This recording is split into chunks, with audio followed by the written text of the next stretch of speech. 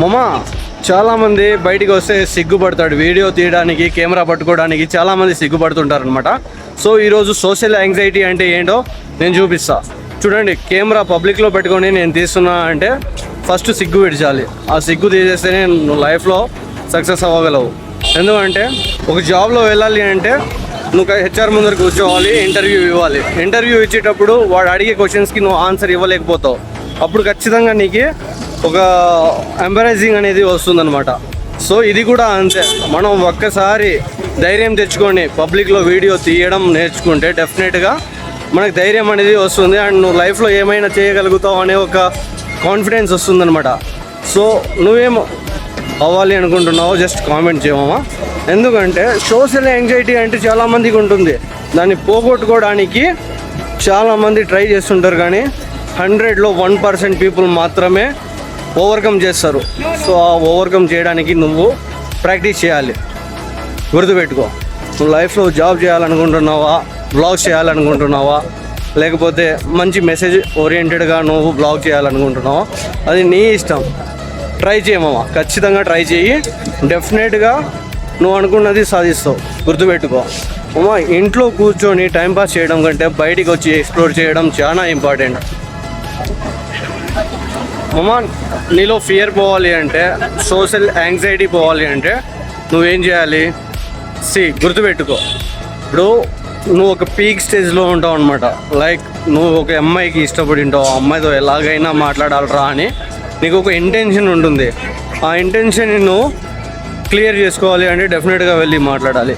So ఇక్కడ కూడా అంతే, నువ్వు ఒక వ్లాగ్ చేయాలి అంటే నువ్వు చేసి తీరాలి. అది మంచిగా వస్తుందో లేకపోతే మంచిగా రాదో పక్కన పెట్టేస్తే నువ్వు ఖచ్చితంగా వ్లాగ్ అయితే చేయడం స్టార్ట్ చేయాలి. నువ్వు ఏదైనా ధైర్యంగా ఉండాలి. ఇంట్రోవర్ట్ని పక్కన పెట్టేసి, ఇంట్రోవర్ట్గా ఉంటే మాత్రం కష్టం అమ్మా. ఎందుకంటే నువ్వు ఏది లైఫ్లో అచీవ్ చేయలేకపోతావు. ఎందుకు చెప్పండి? అసలు మనం ఇంట్రోవర్ట్గా ఉన్నామంటే మన దగ్గర కమ్యూనికేషన్ స్కిల్స్ లేవని అర్థం. వన్స్ కమ్యూనికేషన్ స్కిల్స్ ఉంటే యు ఆర్ అన్స్టాపబుల్. గుర్తుపెట్టుకో, చాలామంది ఆ స్కిల్స్ లేకపోవడం వల్ల బయటికి రావడం కూడా మానేశారు.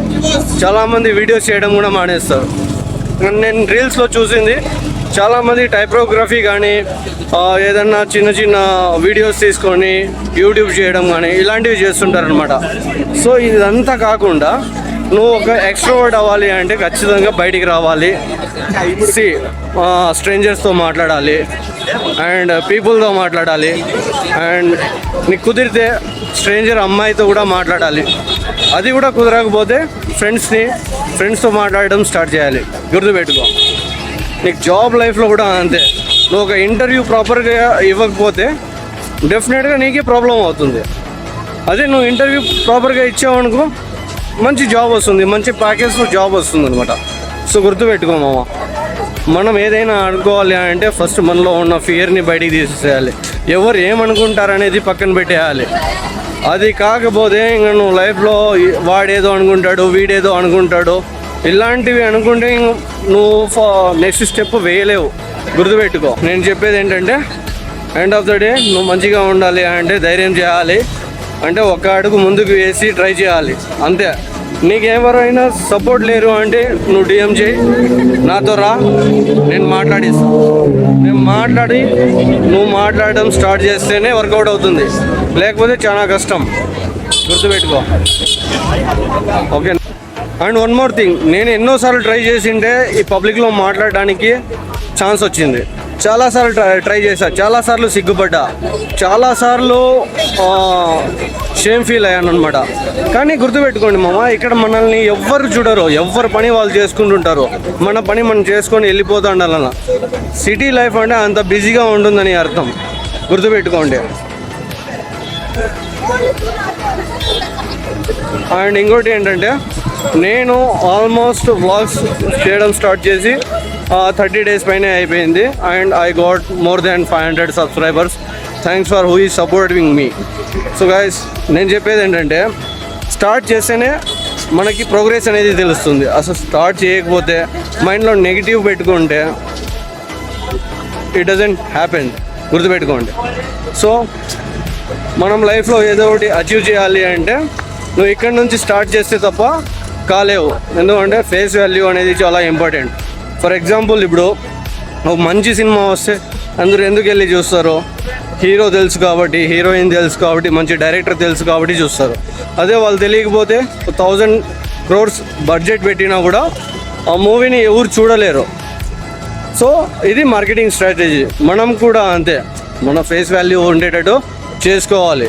ఫస్ట్ వీడియో ఎవరు చూడరు, సెకండ్ వీడియో ఇతను బ్లాగర్ అని ఐడెంటిఫై చేస్తారు, థర్డ్ వీడియో నేను ఇతని ఫ్యాన్ అని అంటారు, fourth video die hard fans వస్తారు, ఫిఫ్త్ వీడియో నిన్ను గుర్తుపడతారు.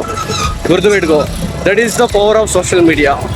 గుర్తుపెట్టుకో మామ, అంతకుమించి నేను ఎక్కువ మాట్లాడాను మామ. సీరియస్లీ నేను చిన్నప్పటి నుంచి ఇలాంటి లైఫ్ ఎంజాయ్ చేయాలరా అని అనుకుంటాంటి అనమాట. సో ఈ లైఫ్ని ఎంజాయ్ చేయడానికి నాకు చాలా డేస్ అయితే పట్టింది. సో ఆఫ్టర్ దట్ నేను ఎవ్రీడే ఒక ఫ్రీ టైం దొరికిందంటే ప్రతి చోట వెళ్ళిపోతుంటాను అనమాట. సో నాతో ఇప్పుడైతే ప్రజెంట్ ఎవరు లేరు, నేను ఒక్కడనే తిరుగుతున్నాను, ఒకడనే ఎక్స్ప్లోర్ అవుతున్నాను. So most of the people నాతో బాగానే ఎంజాయ్ చేస్తున్నారు. ఇంకా ఫ్యూచర్లో నేను ఖచ్చితంగా పీపుల్తో ఇంటరాక్ట్ అవుతాను, వాళ్ళ ఫీలింగ్స్ని తెలుసుకుంటాను, వాళ్ళ ఎక్స్పీరియన్స్ తెలుసుకుంటాను. అండ్ గైస్, ఎందుకంటే ఫ్రీడమ్ అనేది మనం ఇక్కడే దొరికేది. మనం ఎప్పుడైతే ఎక్స్ట్రోవర్ట్గా ఉండి మాట్లాడగలుగుతామో అప్పుడే డెఫినెట్గా మనకి ఒక కాన్ఫిడెన్స్ లెవెల్ అనేది వస్తుందన్నమాట. సో ఆ కాన్ఫిడెన్స్ లెవెల్ని బిల్డ్ చేసుకోవాలి అంటే నువ్వు ఫస్ట్ కమ్యూనికేషన్ స్కిల్స్ నుంచి స్టార్ట్ చేయాలి. ఆ కమ్యూనికేషన్ స్కిల్స్ లేకపోతే మనము ఏం చేసినా వేస్ట్. నువ్వు మంచి స్కిల్డ్ పర్సన్ అయి ఉండొచ్చు, మంచి టెక్స్టాక్స్ నేర్చుకుని ఉండొచ్చు, కానీ ఇంగ్లీష్ రాకపోతే కష్టం. అండ్ నువ్వు మాట్లాడే లాంగ్వేజ్ కాన్ఫిడెంట్గా ఉండకపోతే ఇంకా చాలా కష్టం అనమాట. గుర్తుపెట్టుకో గైస్. సో నేను చెప్పేది ఇదే. సో ఫైనల్గా ఏంటంటే మనము మాట్లాడడం స్టార్ట్ చేయాలి, గుర్తుపెట్టుకోండి. సో మీలో ఎంతమంది మాట్లాడతారో చూద్దాం.